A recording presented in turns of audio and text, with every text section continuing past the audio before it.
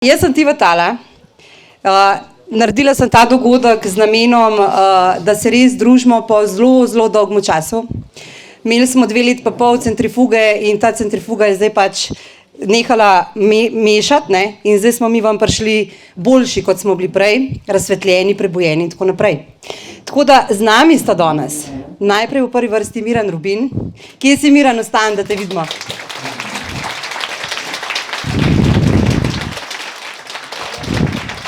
Miran, jaz sem ful vesela, da si ti iz tistega tvojega hriba prišel dol, da si se odločil, da res prideš. Ful smo te veseli. Gledamo te preko Facebooka s temi tvojimi rdečimi očalci. Smeh imaš tak, da je za popizdit, ne? Tako da se ti vedno vsi smejimo. Pošleš nas v 3P, praviš, da ta kultura, ki jo izvajajo ljudje, da je narejena in je prav, da včasih človek tudi zakovne, a ne, Mateja? Midve to veva. Po drugi strani je z nami Mateja Žlogar.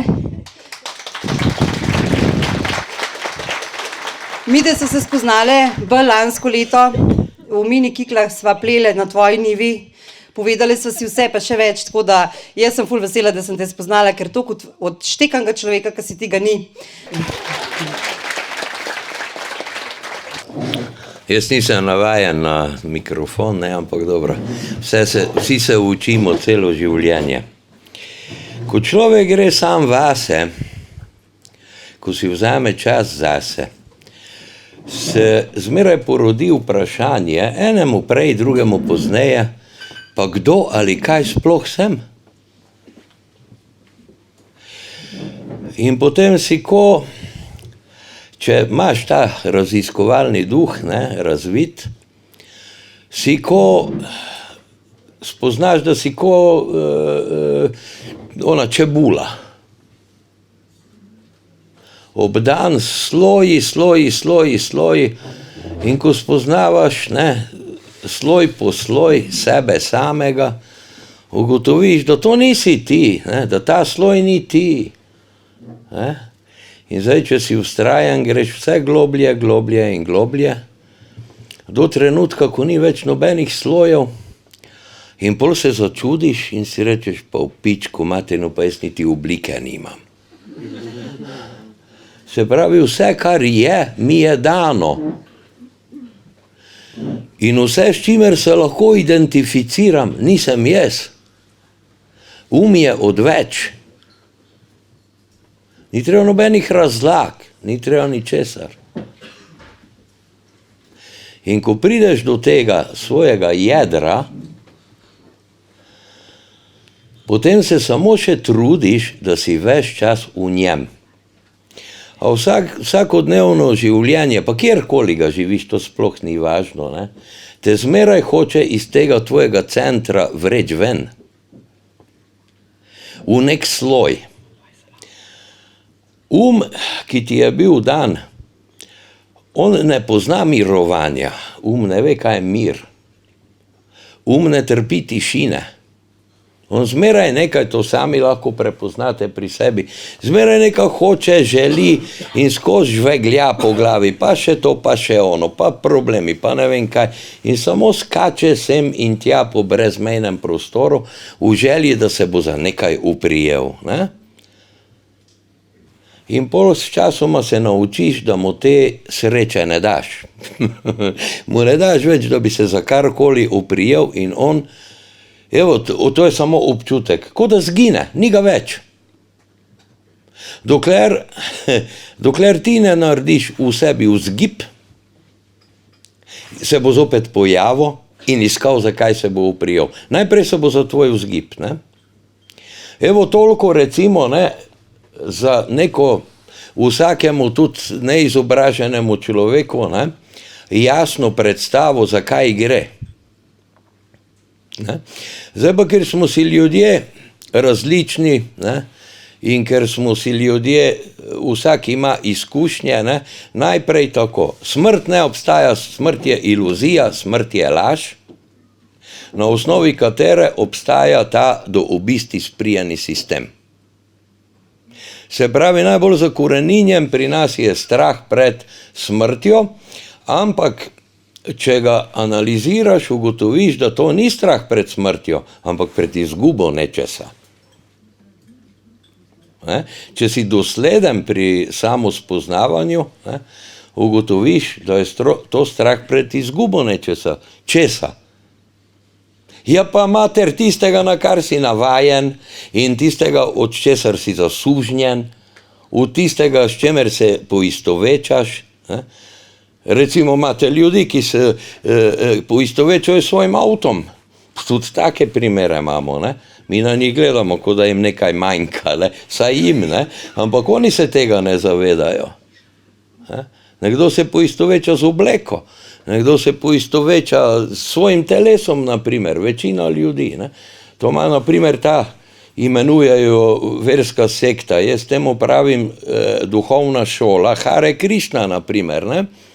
Če pogledamo okolje, v katerem mi živimo, pa redko kater človek njih sprejema kot brata in sestro, ne? Zakaj ga ne sprejme kot brata in sestro? Je zaradi zadržkov, ovir, kako bi povedal, od staršev pri vzgojenih programov, zaradi okolja, v katerem živimo in tako naprej. Ne? Mi lahko tega človeka čutimo kot brata in sestro, ne? Ampak ker je on v verski sekti Hare Krišna, ne, mi ga ne sprejemamo. Naprimer, pri njih je to je Šrila Prabhupada dal, ne, tak vse splošen recept, ne, za tiste, ki se še poistovečajo s svojim telesom, ne. A si ti ta roka? Dajmo vsi to naredimo, poglejmo si svojo roko, pa se vprašamo, a sem jaz ta roka? Ne, to je moja roka. Se pravi, ta roka nisem jaz. In zdaj, ko gledate in delate na sebi, si morate vzeti čas. Živimo pa v civilizaciji, kjer je čas tisto, kar nam najbolj primanjkuje. Kajti vsakodnevne, naprimer, obveznosti, ki jih imamo, ne, nam ne dajejo časa. Evo, primer bom povedal, ne, jaz sem letnik 59, ne. V stari Jugoslaviji, naprimer, ne, se je delalo, če si delal 8 ur, si bil idiot. Danes pa 14 ur ni dovolj. Se pravi, da so vsakodnevne zahteve, ne, čedalje večje, brez da se mi vprašamo, kdo ima pa od tega korist. Mi je sigurno nimamo. In si moramo pač v skladu z možnostmi, naprimer to, če me zdaj neka mamica posluša, ki ima 3 otroke, me bo v pičko materino poslala, ne? Ker nima časa niti, da si frizuro uredi, kaj šele kaj drugega. Ne? Ampak splošno gledano, ne? En dan v tednu si naredite samo zato, da ste svoji in da ga posvetite sebi, in vsak dan je dovolj pol ure. Mateja bo danes govorila o samooskrbi in tako naprej. Mi živimo v prepričanju oziroma v nekem, lahko temu rečemo prepričanje, ne, da to se pa gara zdaj na njivi, pa ne vem kaj še se, pa 2 uri dela na dan je tu, polna kapa, da bi ti bil samooskrben. Zase in za svojo družino. Zdaj pa, če si ti samooskrben, pa imaš še ekstra pridelke, naprimer, pa dosti zemlje, pa gozda, pa tako naprej, normalno, da bo to zahtevalo več časa, več energije, več truda, ne? Evo, toliko o identifikaciji. Potem je bilo vprašanje, zakaj smo tukaj. Ja. Čakaj, da do konca odgovori. Zakaj smo tukaj? Zato, ker smo se mi tako odločili. In življenje je največje darilo in največja vrednota. Pri samospoznavanju tudi pridemo sami do tega. Mi smo se odločili za to inkarnacijo, mi smo se odločili za te starše, mi smo se odločili za vsako lekcijo in izkušnjo v tem življenju. Vendar nas ta indokrinirani sistem, že kot otroke pelje v stran od našega namena bivanja na zemlji. Tako da potem šele večina ljudi šele v neki zreli dobi, tam po 45. letu starosti, naprimer skozi tak mehanizem pride do sebe oziroma do želje in potrebe po spoznanju. Ne? Naprimer študiral je, super službo je dobil, pa je nezadovoljen. Na koncu ni zadovoljstva. A mi smo se rodili, da bi bili srečni, da bi bili izpolnjeni, da bi bili zadovoljni.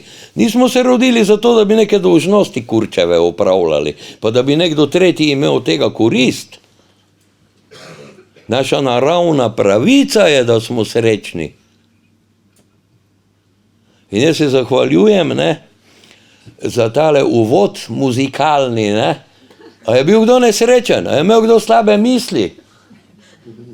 Ni bilo tega, je tak, ne?